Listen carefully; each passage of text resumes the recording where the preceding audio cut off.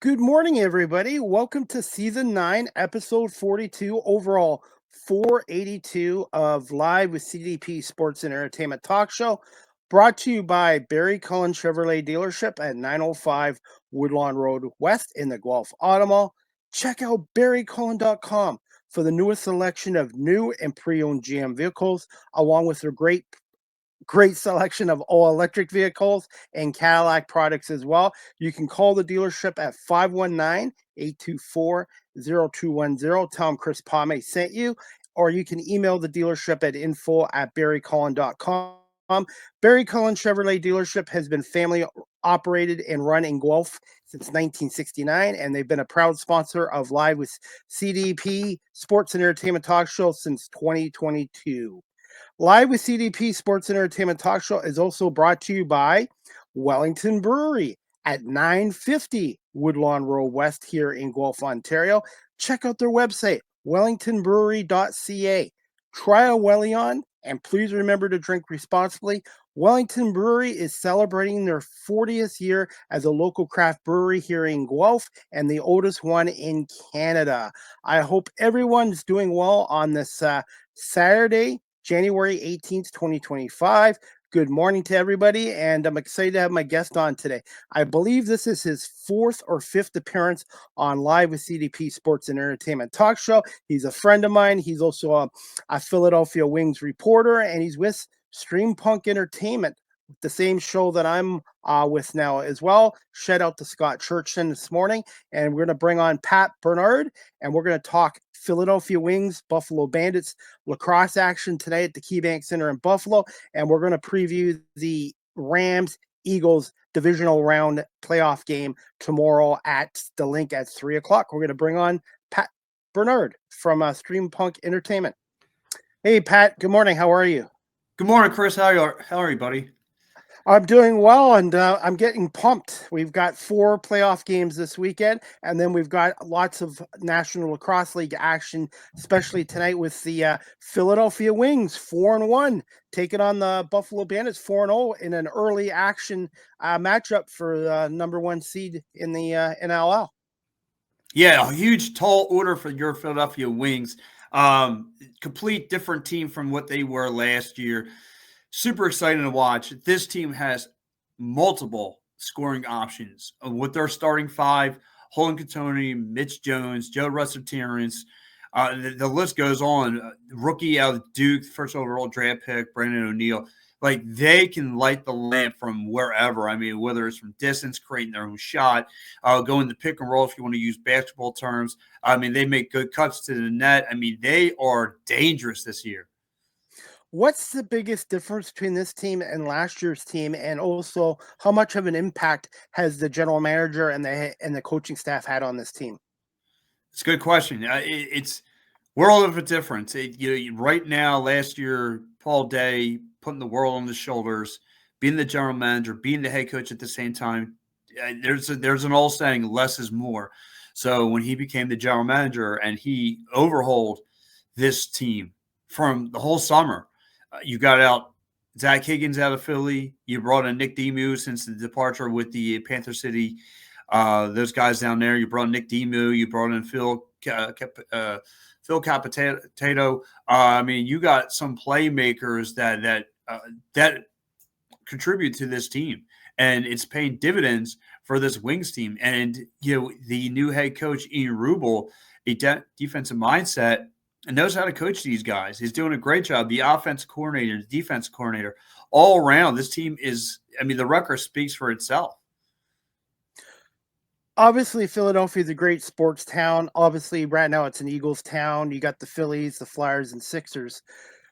How's the attendance been so far at the arena? And do you find that the more this team wins, the more fans will come out and support this team? Oh, absolutely. There's an old saying, building, they will come. Well, if you win and you start building, they will come, because as of right now, as the Philadelphia Flyers trying to find themselves, the 76ers are trying to find themselves, the Philadelphia Wings right behind the Philadelphia Eagles are the one who are picking up steam right now. And yeah, they're 4-1, like I said, for a reason. They got multiple scoring options. Everyone's contributing. The supporting cast is coming up huge.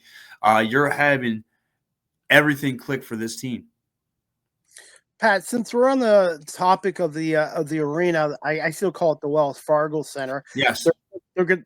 Common sense prevailed. The Sixers and Flyers are going to build a new arena on the south side. I heard where the old Veteran Stadium site was, but I don't know for sure. But what is going to happen to the Wings? Are they going to join the Sixers and Flyers in the new facility, or would they stay in the current facility? No, I believe that within the next, whenever they make this building, they'll all be under one roof again. It's funny because there was the 76ers, the Philadelphia mayor was pushing the 76ers to go right in the heart of Center City for their new arena, and they got it approved. And then the 76ers said, not so fast. There's a better deal. And to answer your earlier question, you asked about the attendance. We drew close to 7,000 people. So that's about half the arena right now for Philadelphia. Again, it's one of the newest sports to the city. Again, people can familiarize with the team, with the city, but they realize this team is hungry. They're winning. And you go down and watch this team, you'll see why. And obviously, New York moved to Ottawa. Ottawa played last night, and they actually won. They only had 5,700 fans there, but Ottawa's arena right now is in the middle of nowhere, and they are owned by the Senators. So I think eventually, long term, Ottawa will be good. As for Philadelphia Wings, it's a great sport. It's a combination of hockey and basketball, and even a little bit of football. It's exciting sport, and obviously, winning sells. And look in Buffalo. Buffalo, for the most part, has won all these years, and they've built their fan base, and hopefully the Wings eventually can get to 10,000 fans and even one day maybe sell out the arena. Well, that's the goal. So it's funny. Last year, this team was 1-8 at home. They are undefeated. I mean, I get it, it's still early in the season, but again, there's just night and day with this team. I mean, a lot of people might disagree, but I want to say it has a lot to do with the goaltending. I mean, I love Zach Higgins; he was great, but Nick Demu just coming in there and doing his thing. And right now, if you look overall NLL wise, you have Mitch Jones and Joe Resiterance in points. Joe Resiterance leads the NLL with 41 points. So I mean, these guys are doing their thing. They're plugging away. And like you said, though, tonight is not going to be no easy task as they travel up to New York. But as I looked at the New York team, I think for New York, if you are a Bandits fan, you have to be a little scared. Other than Ottawa, that team has, in some regards, I mean, yeah, you take care of the business in front of you, but you played against Rochester twice. You're playing against play a Toronto Rock team that's falling apart. So this But could they be a rude pushed awakening. they Yeah, but the Rock Yes. pushed the Bandits. I'll tell you this, the Rock could have won that game, but the one thing about the Bandits, they do need to be pushed occasionally because they really haven't had much competition. And the Rock, I think, was great for the Bandits because that's the best rivalry in lacrosse. Yes. I do feel with Philadelphia being improved 4-1 and their star players, this could be a one goal game tonight and come right down to the end. Yeah, this guy come right down to the wire. You're absolutely right, Chris. And another thing you have to take away, and one of the things I was really displeased with this Philadelphia Wings team last week, they go to the penalty box in the second quarter three straight times, and they got scored on three straight times. So you gave that Calgary Roughnecks team some new life. So you can't do that against the Buffalo Bandits. You cannot give that team any kind of momentum. You see how big and physical Josh Burns is, Dane Smith. I mean, those are some big boys. Those guys are physical down low. And the Philadelphia Wings don't want to fall in any kind of circumstance to the man advantage.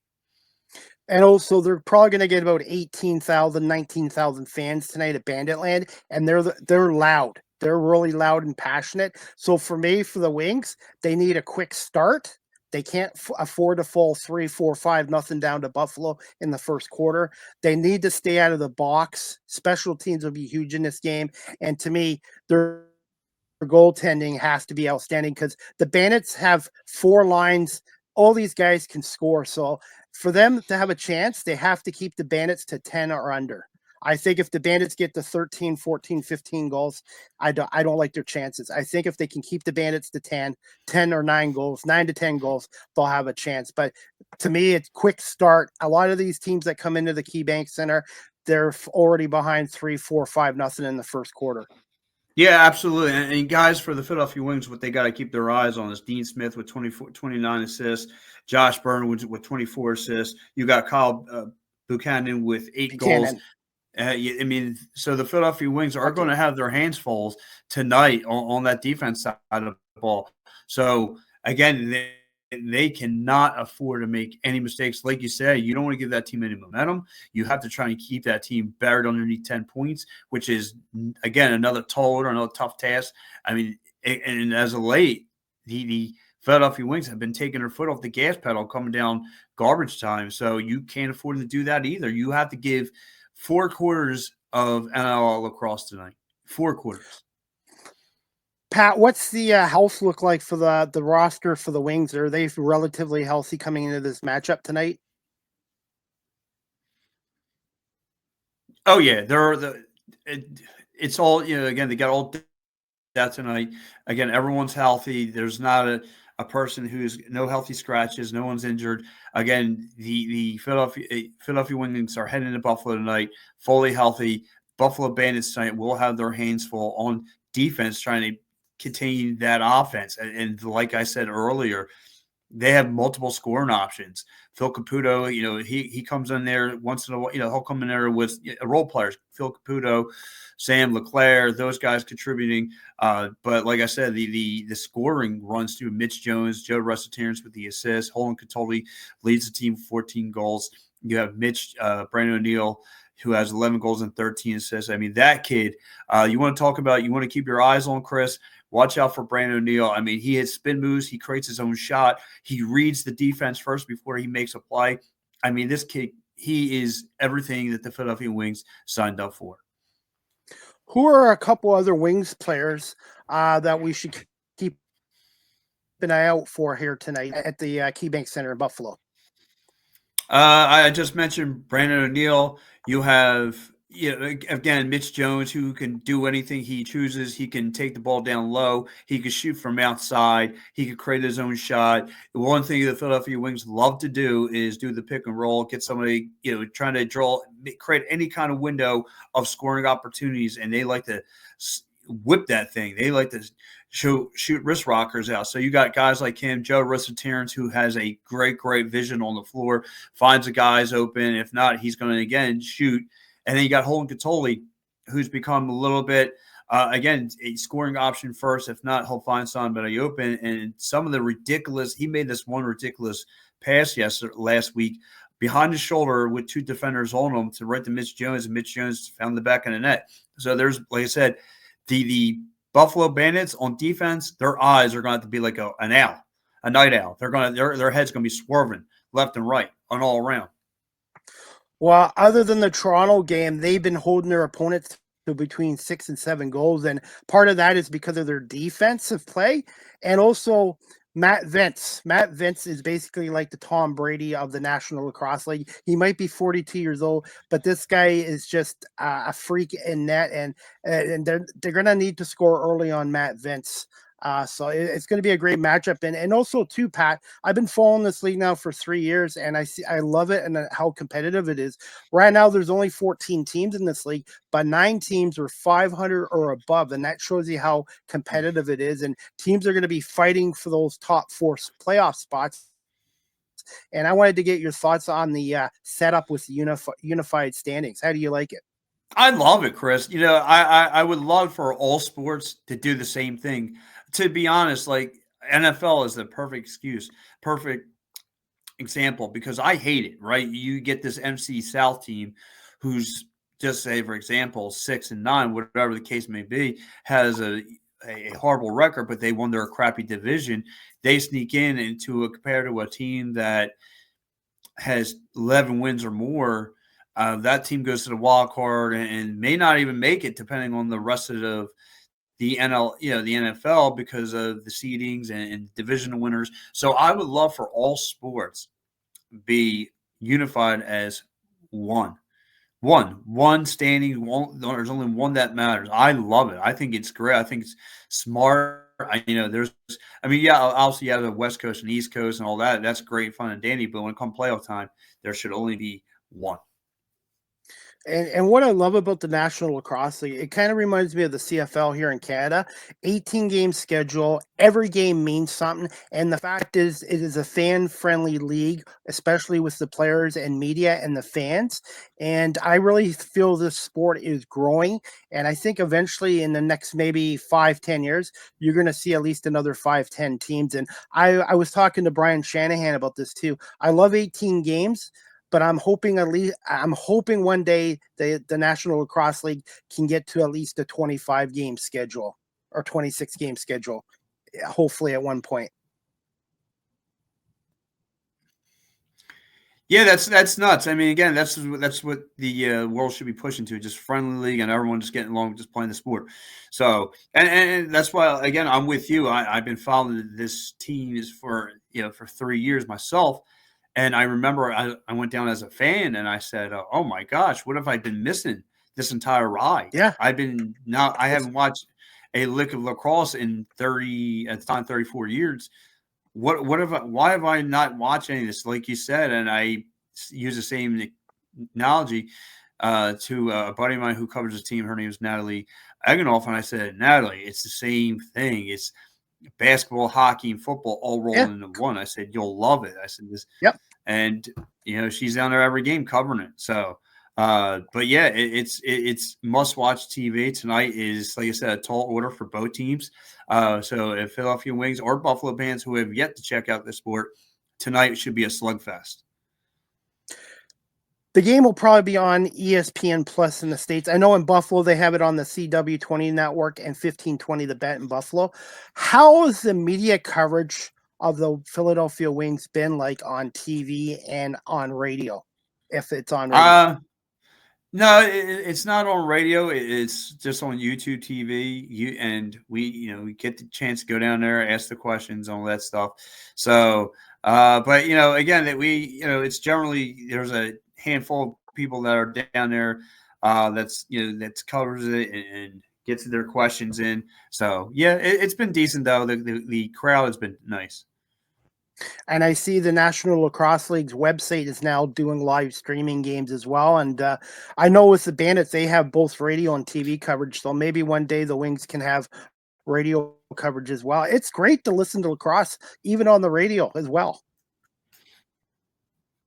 Yeah, absolutely. And it's like I said, if anyone hasn't yet to check it out, man, and tonight here in Philly, probably I think it's going to be ESPN Plus, or here in Philly is CW57. Check it out. Check it out. This is a tall order for both teams, and yeah, it's awesome to watch, learn, and all that stuff. I had an opportunity 2-3 years ago to go cover the Rochester Nighthawks, and even still, YouTube. I was on their YouTube channel. I had a great time. I had a blast interviewing their team. It was amazing. And I wanted to mention to TSN. TSN does a game of the week here in Yes. Canada, and they do a great job. And one of my friends, he's a color analyst, Pat Gregor for TSN and the Halifax Thunderbirds. Pat and John Gerkler, the Buffalo Bandits radio guy, they were on my show a couple years ago, and they introduced me to box lacrosse. And thanks to Pat Gregor and John Gerkler, the longtime voice of the Buffalo Bandits, I'm hooked on it. And this league has been really great with my media opportunities. I didn't go to school for broadcasting journalism, so I'm doing it through the Bandits and obviously the Bisons and the Toronto Argonauts. And this league has just been so great to deal with. And I'm really looking forward to tonight's matchup, and hopefully the TV ratings are great. Unfortunately, it's going against the National Football League, but I guarantee you, Pat, if you watch the game tonight, you're going to see a big crowd at the KeyBank Center. They have one of the loyalest fan bases in sports. Listen, if anything, I'm going to be channel surfing tonight between NFL playoffs, 76er basketball, and the Philadelphia Wings and Buffalo Bandits game. So my head's going to be like an owl, swerving all over the place. I have to ask you this too, Pat. How good of a player is Joe Ressateris, the native of Hamburg, New York, which is like 10 minutes from Buffalo? He's great. He is great. I want to say he is the face of the franchise. I know like a lot of people love themselves some Mitch Jones. He's up there as well, but those two are like a partner in crime. They know where each other's at on the field, on the floor. They can sense one another. He's a great leader. Of course, he's been around for quite some time, close to 20 plus years. He again, 41 assists. I mean, he's really a tremendous piece for this offense. What's his biggest strengths? And just quick thoughts on Mitch Jones. Again, assisting his vision on the floor, the where he can find Mitch Jones, the way he can find teammates, the way if he sees a scoring opportunity, if he gets a little bit of spacing on the floor, he'll shoot a wrist rocket to the back of the net. I mean, he's got so many different scoring. Again, one night you might think the offense is going to run through Mitch Jones. It's going to run through Joe Ressaterens. Then next night you can run through Holden Katoli. There's just so many scoring options, and Joe Ressaterens, with his leadership, is doing a great job. It sounds like the Wings are buying into their coach's philosophy of the team approach, and that's the thing with the Buffalo Bandits. Dane Smith can score 5-6 goals in a game. Josh Burns, the MVP, he can do it as well. But they have so much depth. In McKay, Chris Kluche, Nana Colt. There's so many guys on the team, and they've bought into John Tavares's team first model, and that's how teams are successful in this league. It's not just having the star players, but buying into the team first philosophy, and it sounds like that's what the Wings are doing under their new head coach. Yeah, listen, Adriel Rubel, again, first time coach, but everyone's bought into his message. Everyone listens to what the offensive coordinator is displaying. I mean, they're bought in now, and like again, you got to start at the top. You got to start at Paul Day, a guy who I was very critical of last year with this team being 1-8. And he flipped the burger. He flipped the burger this past summer. He's when I saw that he moved on from Zach Higgins, I said, this team's going to flip. Now I wasn't expecting this team being 4-1, but I expected an improvement, but not this much of an improvement. And they got it obviously tonight in Buffalo, and then Monday against a good Vancouver team. So, to one thing, Pat, you've seen this too. There's no gimme games in this league. Every team is hungry, and there's a lot of talent across this league. That which makes it so great.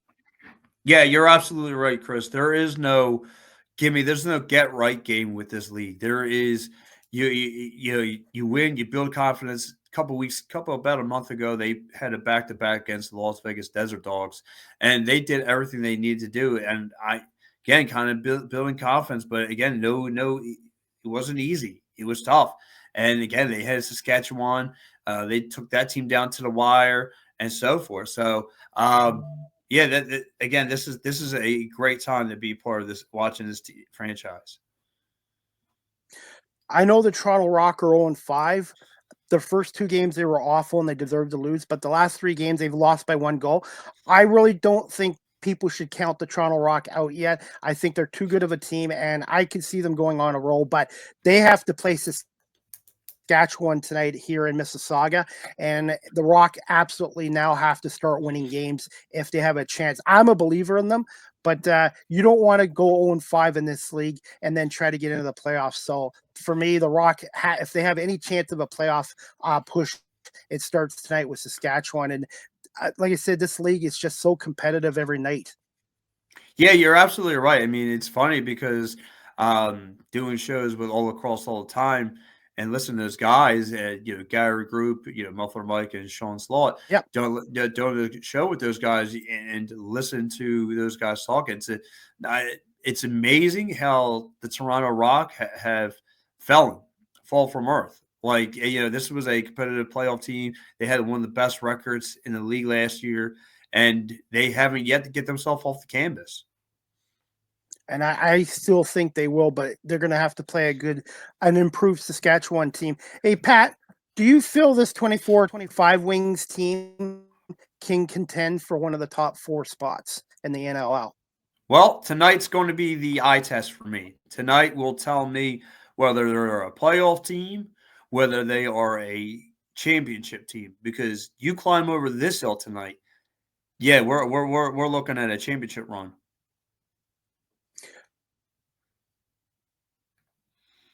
And I wanted to get your thoughts, Pat. What are some keys to a Wings win on the road tonight at the KeyBank Center against the Buffalo Bandits from a Philadelphia perspective?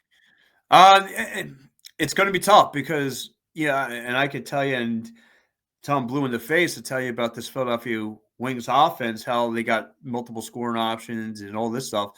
So does the Buffalo Bandits. I mean, they're a high-powered offensive team. They're physical. They're down low, like I mentioned earlier. Josh Burns, who's big and tall and physical, he can bully his way down low. Dean Smith can bully his way down low. I mean, those. So it's going to have to come down to defense tonight. What defense could come out tall tonight? And what defense can make the least amount of mistakes on power plays? Because I love the Philadelphia Wings who won 4 for 4 on power plays last week. But like I said, when they went to the sin bin a lot last week, yeah, that scratches your nose a little bit. I feel this could be a physical game tonight between these two teams, real physical. Yeah, and it's going to come down to goaltending tonight. So again, the Philadelphia Wings are going to have to bring their A game, and like you said, not just that, you get a 24-hour rest before you have to host the Vancouver Warriors, and which is this going to be no day to beach either. So it's going to be a tough 48 hours for this squad. Absolutely, and I'm looking forward to it. Pat, what kind of a score do you see tonight between the Wings and Bandits? I know like a lot of people might have a high scoring game. I'm going to go in the realm 13-11 kind of game, Bandits. I'm going to go 12. I'm going to go 12-10 Bandits. 12-10 with an empty net goal. I really do feel it's going to be a really good game tonight. And everybody who's watching this show right now, it is on ESPN Plus, and in Buffalo, it's on CW23 and on 1520 The Bet. And in Philadelphia, they can catch it on what, ESPN Plus and CW 57. Did you say another team? Absolutely. All right. Well, Pat, we're gonna wrap up our show and talk Eagles and Rams. There you go. The Eagles and Rams have met 3 times in the playoffs. The last time was January 27th, 2002 in the NFC Championship game, which the St. Louis Rams beat the Eagles 29-24. And then they met in 1989 in a wild card at Veterans Stadium, and 1949. So 49, 89, and 2002. The Eagles are lifetime 24-20-1 against the Rams, and the Eagles did beat them 37-20 this past November at SoFi Stadium. What are your thoughts on the Eagles win over the Packers and thoughts on the Rams? Again, the Eagles defense did exactly what they needed to do. Calls 4 turnovers in this game. Right out the chute, they calls a forced fumble. Jalen Hurts finds Deshaun Watson wide open. Deshaun Dotson right down Broad Street finds him wide open in the end zone. Then this Philadelphia Eagles team just held the defense alone, just held on to the Green Bay from scoring a point in the second half. The offense, Jalen Hurts struggled finding wideouts open. He found a couple guys on the outside. He had what did I write down? He had over 100 something yards, 131 yards throwing with 2 TDs. It wasn't easy for him. I mean, they got the things. Obviously, Saquon Barkley makes the world of a difference, and that O-line. I mean, there was pockets of this game where Jalen Hurts had plenty of time to throw the rock. Saquon Barkley, 25 carries, 119 yards. That offense did their thing, but the Eagles did just enough to climb this hill. And like I said, I loved what I saw from this team. And everybody was panicking about the passing offense, but if you looked at the video footage or watched the game later, the Packers have a very good defense. They did well covering the Eagles wide receivers. Hurts did not panic and throw the ball and throw interceptions or turn it over. He didn't have his best game, but no interceptions, no turnovers is huge, especially in the playoff game. Green Bay turned the ball over in that game, 3 or 4 times? Times. I'm not making excuses for Jalen Hurts, but the Packers have a very good defense. They did a nice job, and the Eagles won the game. And Saquon Barkley had 100 and what, 30 yards or 125 yards rushing. Could have had more, but he didn't want that touchdown at the end. And the thing is, we're in the playoffs now. There's no gimme games in the playoffs. And Green Bay was a very well coached team. And I know people don't like the Packers, but you got to give them credit. Everybody always looks at the negatives. Oh, Jalen Hurts didn't throw for this and that. But look at Patrick Mahomes. A lot of the games this year, the Chiefs barely won. And Mahomes hasn't had 400 or 500-yard passing games, but nobody cares because they won. And it seems like Philadelphia gets criticized a lot because they're not blowing out opponents, in my opinion. No, yeah, no, you're right. And listen, and I'm not trying to, give the Eagles roses or anything, but like that. But again, when you talk about the Philadelphia Eagles, you talk about their fan base. Of course, they're going to be the ones who react the fastest and get the reaction you're looking for. Like I said, Jalen Hurts did exactly well. I mean, I don't know what else you want him to do. Like you said, they want him to blow the doors off of defenses. Listen. The Green Bay Packers, like you said, played a very smart game. Dropped in coverage, dropped in the zone, played tight. Again, they didn't rush like the Birds did. They didn't bring the defense, the blitzes like the Eagles did. But again, they had him well scouted. I mean, like I said, the Eagles' defense is what won this game for the Birds because of all the turnovers. So the Birds and Jake Elliott got you out of trouble. I mean, to me, this was a defensive game for the Birds against forcing 4 turnovers. The Green Bay Packers did what they had to do. Jordan Love had 212 yards throwing, 3 picks. He got it was a tough day for that young man. But look, that team is built for the future. And one thing you and I can agree on, that team has yet to miss a beat when they find quarterbacks. Brett Favre, Aaron Rodgers, now Jordan Love. I mean, that is a house of good quarterbacks. I want to also bring this up too. When you play a team multiple times in a season, especially in the playoffs, they have highlights and footage as well. The Packers already played the Eagles opening week in Brazil. The Right. Rams and Eagles met in November. So I find it's difficult to play another team for a second time, especially in a playoff game.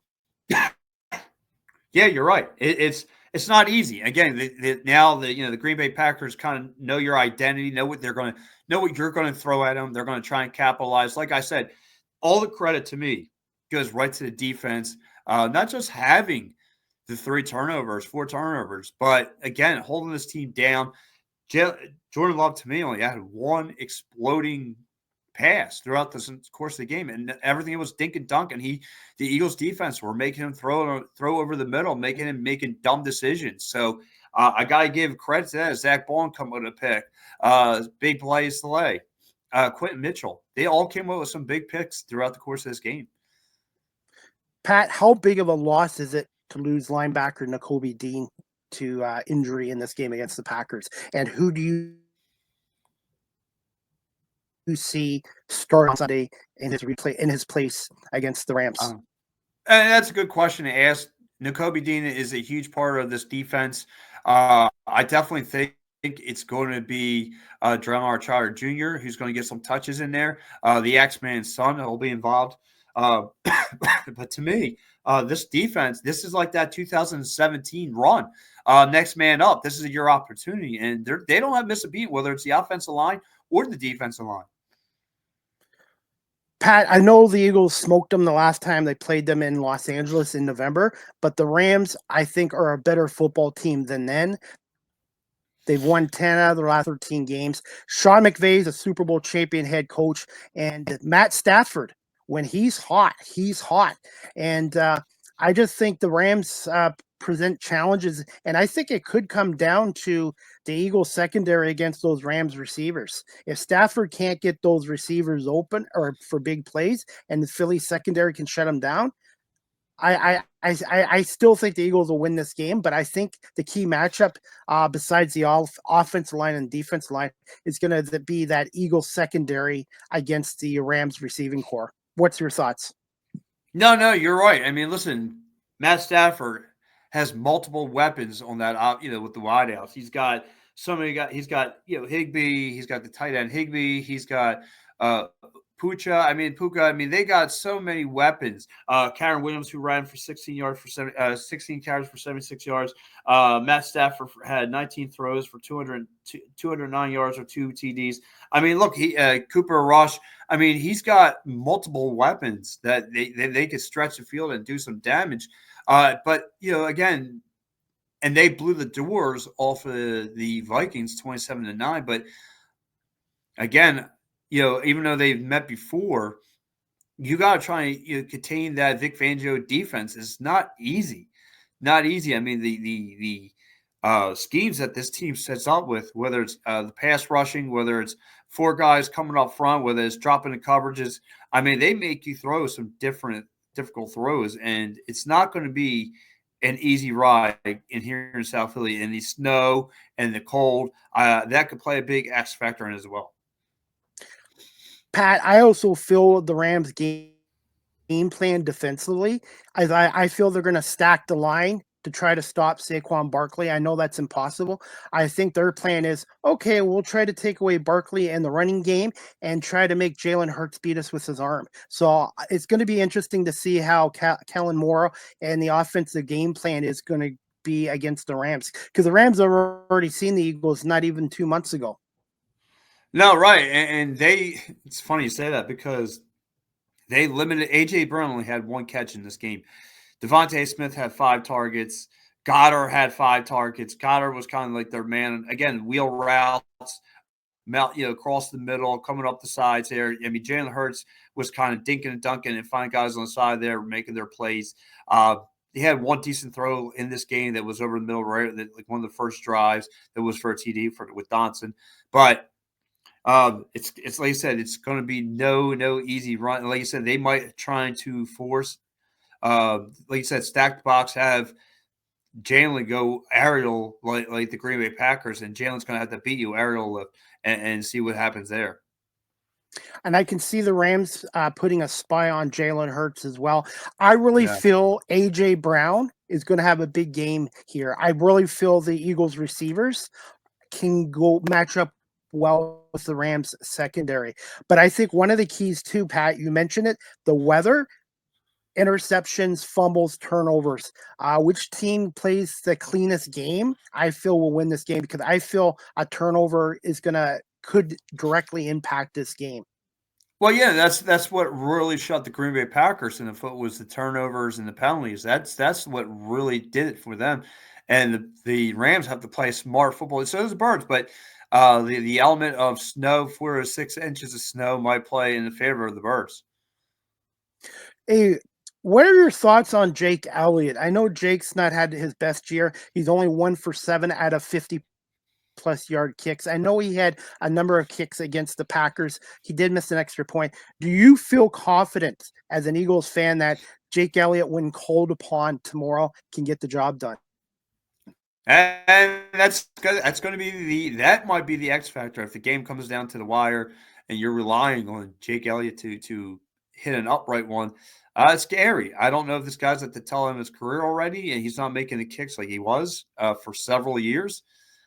Yeah, it's scary, and that's a good point there, Chris. I don't know. I don't know if he could get the job done.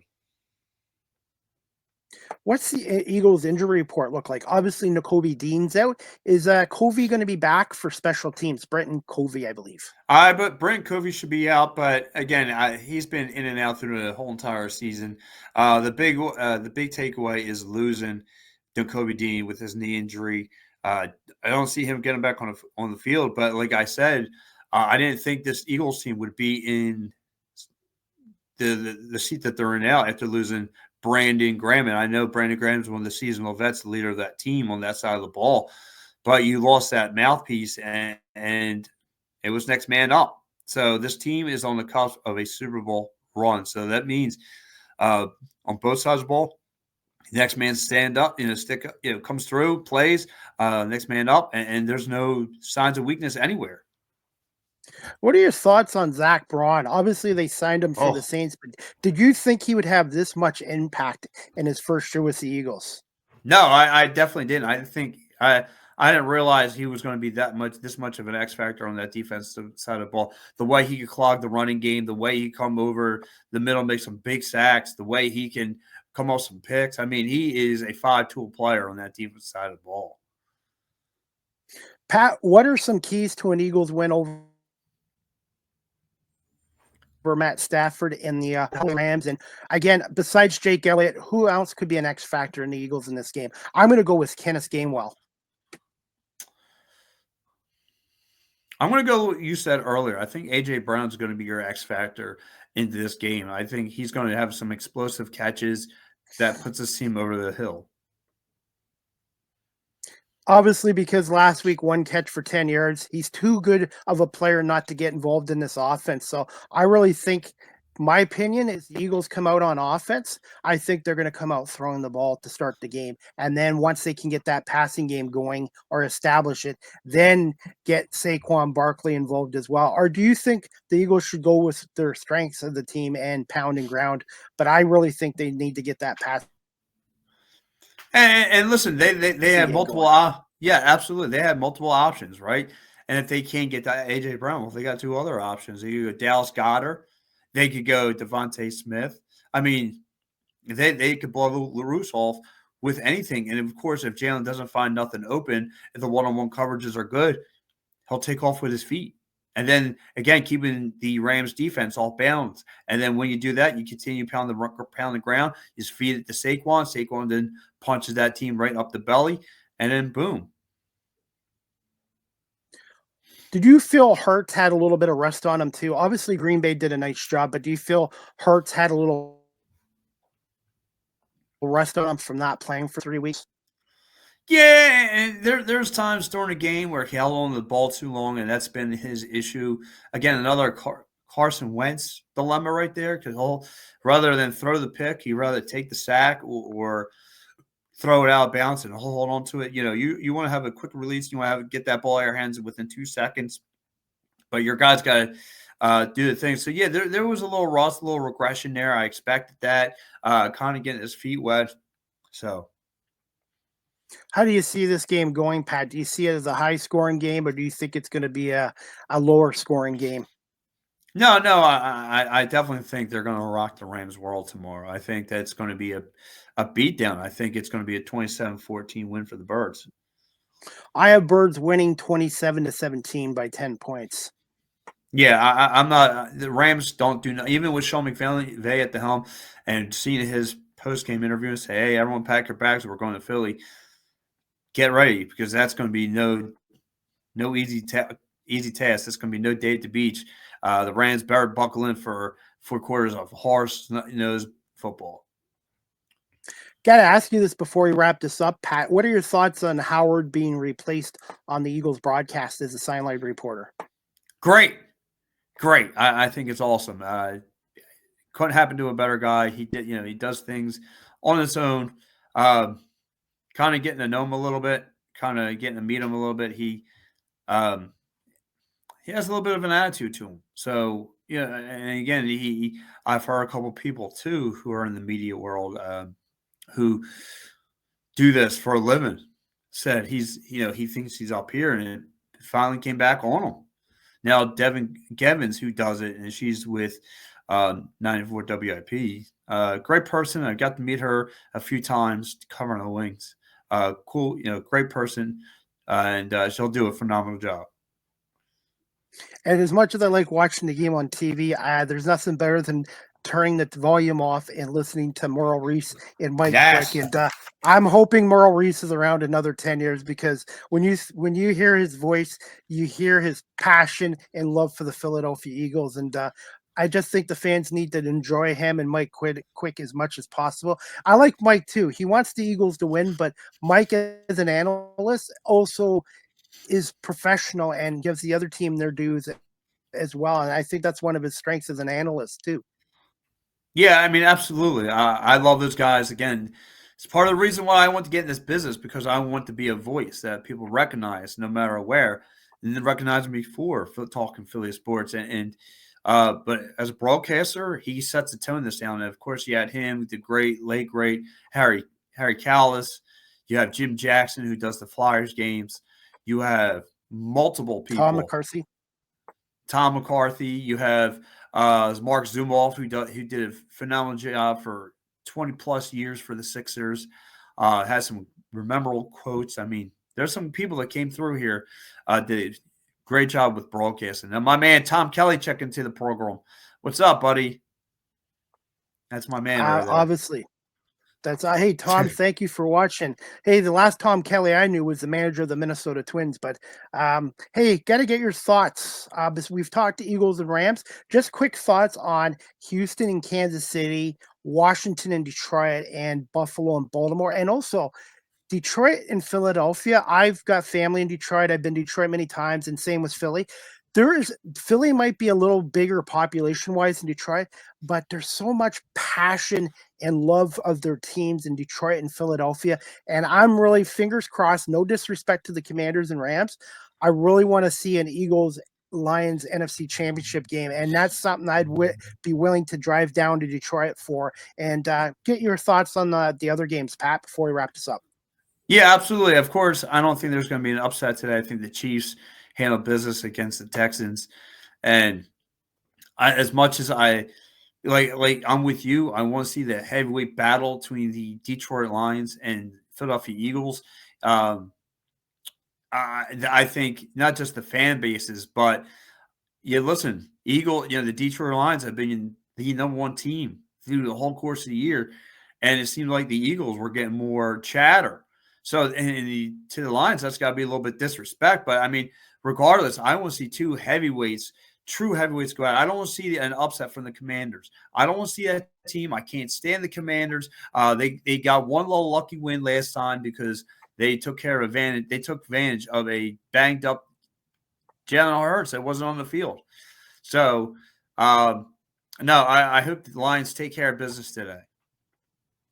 I have Kansas City over Houston. I think Houston's going to give them a fight, but Kansas City being at Arrowhead, Andy Reid, they want to do the three-peat. I think they're going to be too much for Houston.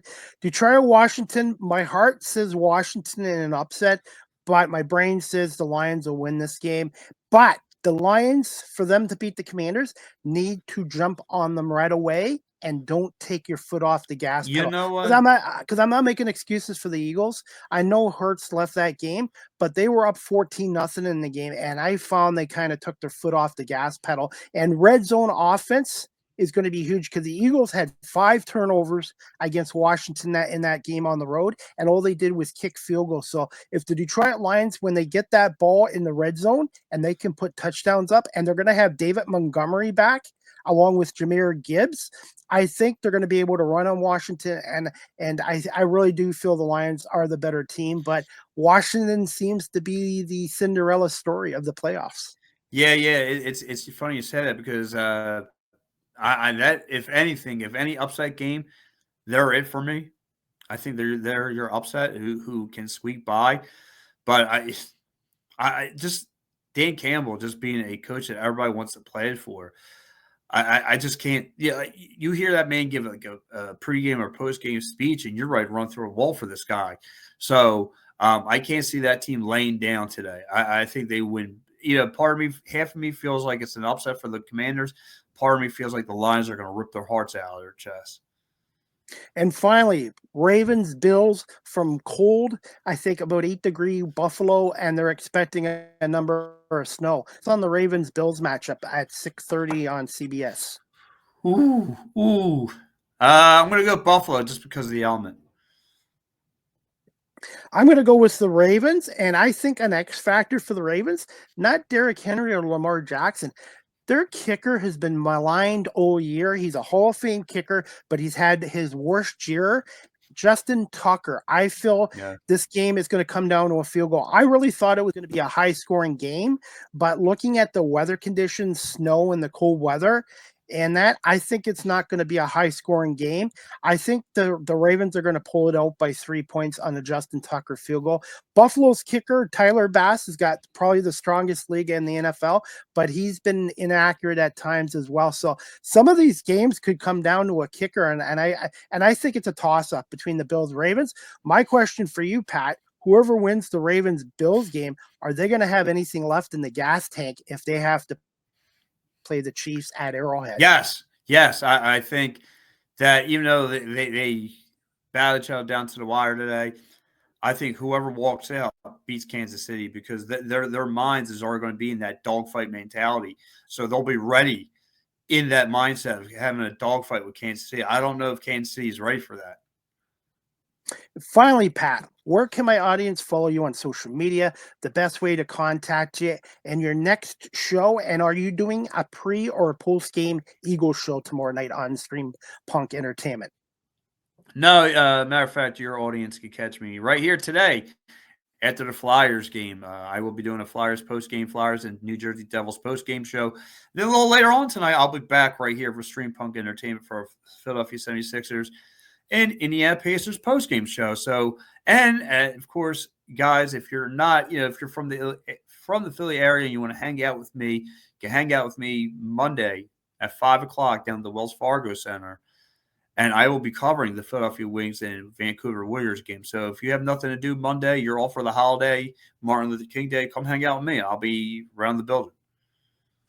And Pat, I want to say thank you so much for coming on here today. And hopefully we can have you back on again, maybe for the NFC Championship game. Fingers crossed, but you never know. Hey, the Rams and Commanders might have other plans. So, but all these games I think are going to be great. I don't think there's going to be any blowout games. And it's just a great sports weekend, Pat, between the NFL and the National Lacrosse League. And before I go, when you do the Warrior or the Wings Warriors game Monday, what time do you get down to the arena normally? So we're scheduled to be there 2 hours prior. So I usually show up I'll show up 3 o'clock, get my chair, find out where I'm sitting, go downstairs, get a bunch of practice scrimmages videos for the website and for all the social media platforms. So that's what I normally do. My good buddy, who his name is Mark Farzetta, he's the voiceover guy for the team. Quick plug to him. I'll usually hang out with him, talk life, general. But yes, and then I get in my press, and I'm ready to rock and roll. Got my laptop. I'm ready to start pumping my article. All right. Well, hey, Pat, I want to say thank you so much for giving us over 50 minutes of your time today. Oh, absolutely. Continued success and enjoy the Wings Bandits game tonight and the NFL games. And now, if you want to give love, Chris, I mean, I'm surprised you didn't give the guy behind me some love. Eric Lindros, Yeah, number 88. I see it. Yes. My childhood idol hero right there. My fair Flyer of all time. And my team crushed your team back in the 97 Stanley Cup Finals. Philly was actually the favorites that year, and Detroit for many years was the favorites, and they flipped the switch on them. But hey, he's a Hall of Fame player, and when you think of Philadelphia Flyers hockey, you think of Bobby Clark, you think of Mark Howe, you think of Eric Lindros, and maybe one day we'll see a Red Wings Flyers actually conference final. They can't ever play in the Cup again, but hopefully one day we'll see a Flyers Red Wings playoff matchup in the future. Chris, what is wrong with you? You had to remind me of the 0-2 loss to the Eagles and Rams because Kurt Warner beat the brakes off of us that year. Now you reminded me of 1997 when I was in the 5th grade, walk around with my Flyers tight sweatpants, walk around all flyered up, and guess what happened? I start to wet them because the Detroit Red Wings, again, what did Eric Lindros say? As good as we weren't ready for anything like that. So thanks for reminding me my childhood life pain of elementary school when I walked around with tight sweatpants on with Philadelphia Flyers. I wound up wetting them because of the turnout. Hey, just like my Detroit Tigers, they haven't won a World Series since '84. It's been 41 years. I do want to see the Flyers and Sixers win championships. It's been 93, the Flyers 1975. It's time. And when you're a kid of a team and they win a championship, you're like, every year they'll do this, big deal. And then 5 years, 10 years, and it's become a drought. And Philadelphia and Detroit, to me, are two of the best sports cities in North America. Oh, yeah. And I've been very lucky to have guys on like you and some guys on from Detroit as well. And Pat, final thoughts before I wrap this up. Guys, I just want to say thank you, Chris. I want to say thank you for inviting me onto your show. It's I love having fun with you. I love just doing this with you. And at some point, we're gonna have to do this back down the road if the birds and wings go a little further in their careers. So I definitely want to talk to you again. I appreciate the time that you have for me. To all your fans on this has been great to do this on a Saturday morning. No better time slot. Are you on Blue Sky, by the way? Are you on Blue Sky yet? It's No, sort of like Twitter. No, you haven't joined Blue Sky yet. Okay. not yet. And fingers crossed you guys can keep TikTok, because TikTok has been a great tool for me media wise. I learned how to cut promos for my show and my guests Yes. through TikTok. So I don't want to get into political stuff with you, but Yeah, fingers yeah. crossed TikTok remains, because I think it's a good tool. Yeah, absolutely. If you use it for the greater good, it is a great tool. All right, Pat. Well, I want to say thank you for coming on here and continue success. And we'll talk to you soon, buddy. Go All right, Birds. bud. Go Birds. Thanks, Pat. All right, guys, that concludes season 9, episode 42, overall 482 of Live with CDP Sports and Entertainment Talk Show, brought to you by Barry Cullen Chevrolet and Wellington Brewery here in Guelph. Before we wrap up the show, guys, I'm going to show you a little video clip, and this is courtesy of Sports Illustrated. And Albert Breer is going to preview the Rams Eagles divisional round playoff matchup, courtesy of Sports Illustrated YouTube channel. I think there's upset potential here. The Rams playing the Eagles. The Rams played their best game of the year, looked awesome on Monday night against the Vikings. Yeah, I think you saw a team that really benefited from the rest that they got in Week 18. I was critical of them. A lot of other people were critical of them. I thought they should have gone after the 3 seed. I thought the draw would be easier. They responded by stuffing the Vikings in a locker in the wild card round with a team that looked fresh and looked ready to roll. And so, I think for the Rams, the biggest thing is going to be winning the battle up front on defense. And like, what are they able to do against a powerful, complete Eagles offensive line? Are they going to be able to put the game in Jalen Hurts' hands? And what I mean by that is, are they going to get him in long yardage? Are they going to be able to win in the first quarter and get the Eagles playing from behind? Are they going to make it a drop back game for Jalen Hurts? I think that's the road. That's the path. So that means, guys up front like Kobe Turner, like Braden Fisk, like Jared Verse, like Byron Young, like Bobby Brown. I like those guys up front are going to be such a massive piece to whether or not they're able to get it done.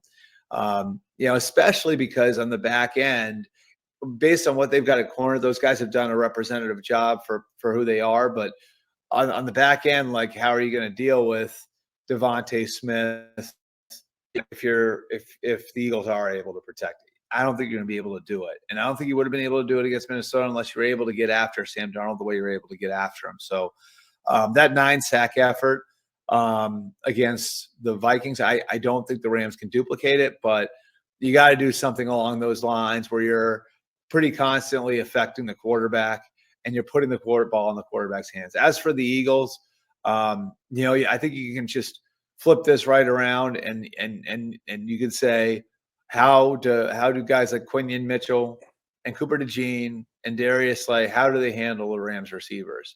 And can they make this the sort of game where Vic Fangio can really do what he needs to do to stop the run and do what he needs to do to slow down Kyron Williams, who's really the end of that offense. So, I think the Eagles have a real shot to do it with what they've got on the defensive side of the ball. Obviously, offensively, Saquon is a huge key, but I'm really looking at kind of some of their ability to cover the Rams and cover the Rams without using resources. Because if they can do that, they can slow down Kyron Williams. The Rams could have a really tough day in Philadelphia. That was courtesy of Sports Illustrated YouTube channel. That was Albert Breer talking Eagles Rams. I think the Eagles are going to win this game 27-17. even 27-20. I think it'll be 10 points or less. Weather is going to be a factor. They're expecting 3 to 5 inches of snow in Philadelphia, and game time kickoff temperature about 26 degrees. So this weekend, I've got Kansas City winning. I'm going with Washington in an upset. And then Sunday, I'm going with the Eagles and Baltimore to win. So I hope everybody enjoys those games. And also, before we wrap up this show, guys, Buffalo Bandits, Philadelphia Wings, 7:30, KeyBank Center tonight. You can get tickets at bandits.com or watch the game live stream through NLL.com.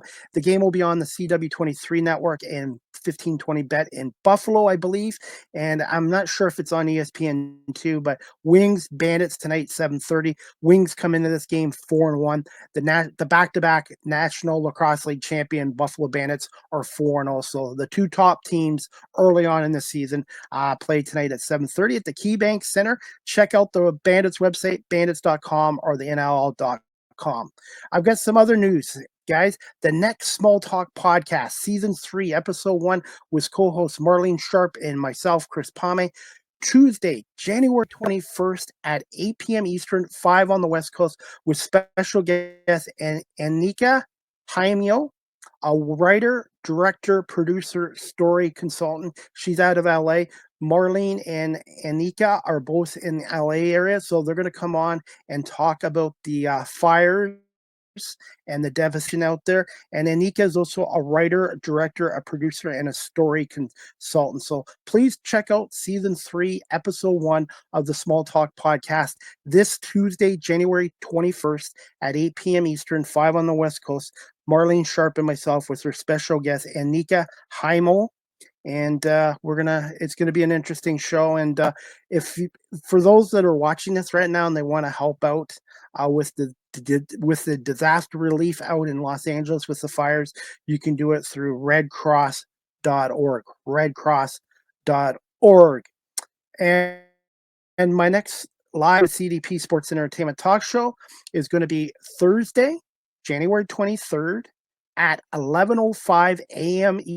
Eastern, with special guest Christine Lisi from ESPN Radio. Christine Lisi is a huge Buffalo Bills fan, sports fan, and longtime ESPN Radio personality. So Christine is going to come on my show and speak to us about the Bills Ravens matchup, and then we're going to preview the AFC Championship games and the NFC Championship games as well. Wellington Brewery, established in 1985, is located at 950 Woodlawn Road West in Guelph, Ontario. Check out their website, wellingtonbrewery.ca. You can call them at 519-837-2337. Try a Wellion. Please remember to drink responsibly, and make sure you take the party with our Zero Proof 24-pack. Enjoy our refreshing and non-alcohol options, and save with this 24 by 355 milliliter mix pack of Sinatra sparkling hop water, Cascade sparkling hop water, the Mucho IPA, and the Pommay's Anytime cider. Guaranteed fresh, full of flavor. This mix pack is perfect for any occasion. 6-pack by 355 milliliter cans each. Sinatra sparkling hopper, Cascade sparkling hop water, the Mucho non-alcoholic IPA, and the Pommay's Anytime non-alcoholic cider. You can more details at wellingtonbrewery.ca, or pop by Wellington Brewery at 950 Woodlawn Road West here in Guelph, Ontario, which is just across the way from my other sponsor, Barry Cullen Chevrolet Dealership at 905 Woodlawn Road West in the Guelph Auto Mall. Check out barrycullen.com for the newest selection of new pre-owned GM vehicles, along with their great selection of all-electric vehicles, as well as their Cadillac products as well. Speaking of Barry Cullen Chevrolet, right now, it is winter season. You can save the tax on winter tires. Winter tire clearance is on at Barry Cullen Chevrolet. Now's the time to save on winter tires. Up until February 28th, you can save 13% when you purchase 4 identical in-stock winter tires and ride out the rest of the winter season with a peace of mind. More details at barrycullenchevrolet.com. If you're looking to adopt, check Cambridge District Humane Society out 1650 Dunbar Road in Cambridge, Ontario. Telephone number 519-623-7722 or visit their website, cambridgehumanesociety.org. All the animals up for adoption, their profiles are on cambridgehumanesociety.org. Live with CDP Sports and Entertainment Talk Show again is on live streamed on these platforms: YouTube, Facebook, Twitter, X, Twitch, LinkedIn, and now available on Instagram. Check out my website at beacons.ai/Christy Pomay. I'm also a content creator. You can check me out on TikTok at Live with CDP. And I want to say thank you to my 2,627 followers. And fingers crossed, something happens in the States where TikTok can continue. TikTok has helped me learn how to cut promos, promote myself, edit videos. TikTok has been a really good tool. So hoping for my American family and friends, a miracle will happen and TikTok will remain in the States as well. StreamYard is the official live stream provider of Live with CDP Sports and Entertainment Talk Show. If you're into webinars or podcasting, check out StreamYard.com. Live with CDP Sports and Entertainment Talk Show. The audio version is on these platforms: iHeartRadio, Amazon Music, Spotify for podcasters, Apple Podcasts, Breaker, Pocket Casts, Spotify, Castbox, LinkedIn, Pandora, Tuned In, and YouTube Music and Good Pods. Please make sure you hit subscribe and hit the subscribe and like notification. So again, I'm now on YouTube Music and Good Pods. Check me out there as well. Finally, you guys can email Live with CDP Sports and Entertainment Talk Show at cpomay19@gmail.com. I'm also on PayPal at cpomay19@gmail.com. And if you'd like to book a personalized video message from yours truly, CDP, Chris Pomay, I'm on Cameo. Check out cameo.com/Chris Pomay and book your Cameo today.